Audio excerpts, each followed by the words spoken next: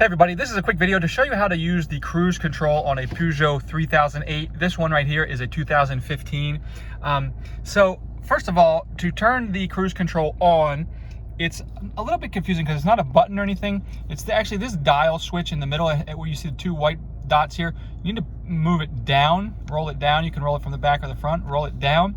And you'll see once you have it on, then all your cruise control indications will come up on here.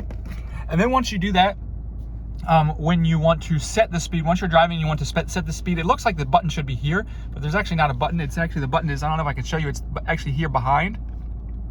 So you hit this button behind to set it. And then, then you can, increase and decrease your speed using the two buttons that are actually behind this paddle.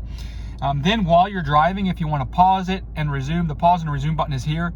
You just hit this here, pause and resume. And by the way, you can't see it right now because I'm not moving, but where those blinking dashes, that will actually tell you whatever the speed is you're at for the cruise control.